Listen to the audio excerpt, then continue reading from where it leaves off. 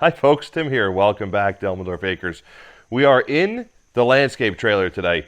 Figure we'd give a little walk around tour of what the inside of this trailer looks like, how we've got it set up, and what machines we put in here. So come on inside. So this is a 8.5 by 16 enclosed trailer. Now I'll back out here a little bit so you can kind of see the view inside, see exactly what we've got going on here. We've got our traffic cones on the right side. We also keep a jack in there just in case we need to jack one of the machines up to fix things. You'll notice on the left side we've got our push mower folded up and hanging on the wall. And on the right side you will notice that we have our trimmer rack with 3 trimmers on it. On the left wall hanging up near the ceiling here, we also have a 20-foot extension ladder. So this is the normal small stuff that's in our enclosed trailer. And we'll get up here and we'll do a little closer view on this. This is the Ego push mower. It's self-propelled. I call it push mower. It's actually not a push mower, but it's self-propelled. It folds up nice and small, as you can see here. It hangs right on the wall. It sticks out about a foot, but we can still walk past it and get by. Now, there's a lot of guys out there that don't have push mowers in the trailer anymore. I understand that completely. Yes, it's annoying, but we've got a few places that we need to have this. So this is a nice option for us, and not quite as powerful as your regular gas-powered push mower, but it does do the job. It works pretty well. Overall, we're happy with it. I'd be happy to do a review on that at some point if anybody wants some more details. This side here, like I said, just a regular 20-foot extension ladder, hangs on the wall. And then over here, here's the side entrance door. This trailer, when we got it, was great because the door is actually a nice wide door. So that makes a big difference getting in and out of the trailer with stuff. Now you see something a little bit different here. This is Ego's, and that's the Ego machinery, but this is their battery-powered blower. So we always used to carry a big backpack, and we used to carry the little gas power leaf blower. Well, when we went to the lawnmower, I figured I wanted 2 batteries rather than 1. So we went ahead and bought this as well. This has worked really, really well for blowing off sidewalks, small driveways, and around pools. So that's one of the nice things about the little push mower, is it's a lot quieter around pools, especially if anybody is there. So one of the other things you'll notice is we actually have a fire extinguisher mounted on the wall in the trailer. So DOT requires us to have it in the truck, and I figured while we're doing it, it makes a whole lot of sense to have one in the trailer too. I have used these. This one's actually been used twice. So it's been replaced twice in the couple years that it's been mounted in the trailer. Never for anything I caught fire, always for somebody else's, thankfully. But a good thing to have in your trailer. Those fire extinguishers, always nice to have. And then here we have our buyer's Weedwacker rack. Now, there's a lot of different Weedwacker racks out there. This one you'll see has a simple spring clip. So this sits right here, pull it out, it locks it in. Overall, I am happy with this rack. The problem is after a while, the way this sits in here, it does bugger up the grip on your machines. Now this one here, this is the Husky. You can see it's hard plastic, and you can see how it's all scraped from going in and out and riding in this Weedwacker rack. Overall, I like it. It was a good option at the time. I didn't know about too many more at the time. There are some other great options out there, but this one did work well. Like I said, the main problem I have is it will slightly damage some of your grips. So you can see where this here is starting to wear a little thin from this rack. Now, I believe we have been using this system for 3 full seasons now. And usually by the end of the year, the trimmers are pretty tired anyway. We usually get 2 solid years out of a trimmer before we have to look at replacement. So it's just kind of a pet peeve that it scratches the hand grips on them or the handles on them. But overall it works well. Yes, some of you may notice that we do not have guards on the trimmers. I was a trimmer guard guy for a long time. I mean, here we've got the Echo. This is the 2620.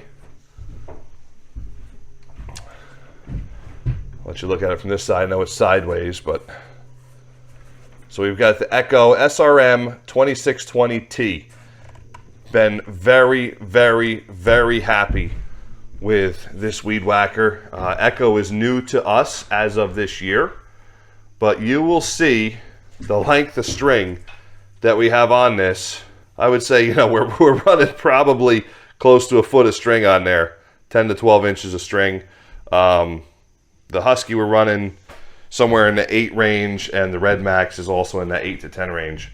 So I was a weed whacker guard guy for a long time. I always argued that it's better for the weed whacker to have the guard on. Now, after talking with the dealer, that is 100% true.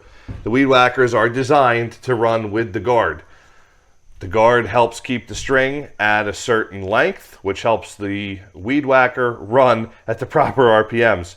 I understand that. I'm also a numbers guy. Those of you who have watched our channel for a while, friends of mine, you know I'm a numbers guy. So I've done a lot of numbers with this. With the guards off of the weed whackers, I have figured it saves us a solid 2 hours per week of weed whacking.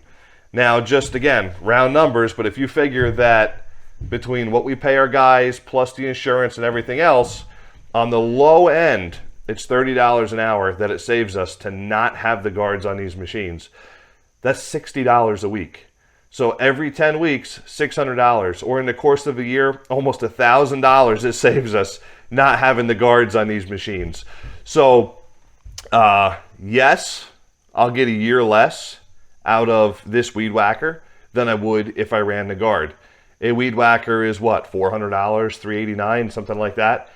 So I'll get 2 years out of it instead of 3. I'm okay with that because in that 2 years, it saved me $2,000 at a minimum, $2,000 worth of paid labor. So I traded that for a $400, machine. It's well worth it in my opinion.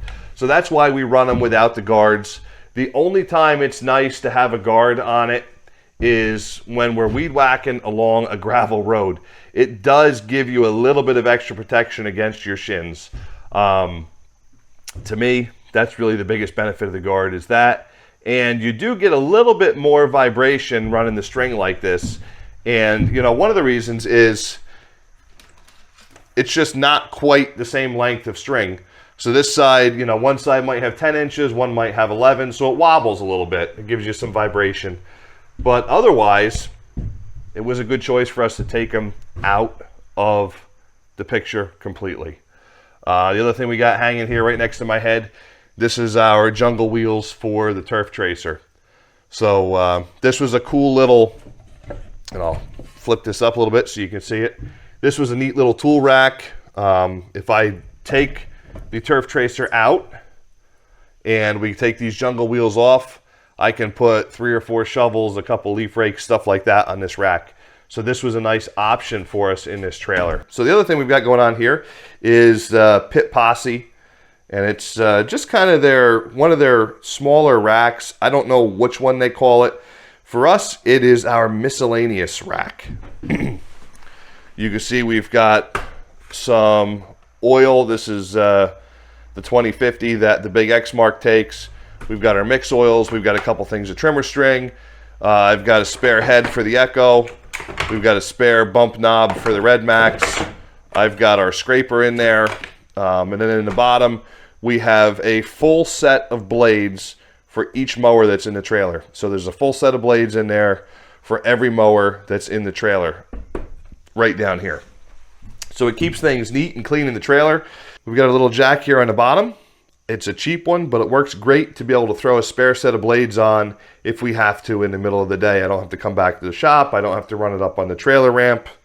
the back gate, anything like that. It lets me get underneath that machine and do what I have to do. The other thing you might notice, it's a little bit weird, I forgot to mention it before, is right here there's a step in. Now, there's actually a block that we cut out to fit in there, and that is because when we pull the first mower in, and I'll show you in a couple minutes, when I pull the mower in that sits at the front of the trailer, the mower gets backed in and then goes against this wall sideways. So you can actually see the tire scrub mark from turning right there. So this is the trailer rundown. It's what we use every single day when we're mowing lawns. And then we've got just a random hook here to hang stuff on, whether it be shirts or hearing protection or whatever the case may be. So that's the rundown of the inside of the trailer. Again, it's 8.5 by 16. It's got a 2-foot dovetail here in the back, which is nice because I didn't have to go extra high UTV height with the trailer. We were able to do regular height with the trailer, and I don't have to duck going in the door. So the door is, I think, 6'3", which is just enough, even with the boots on, to where you don't hit your head.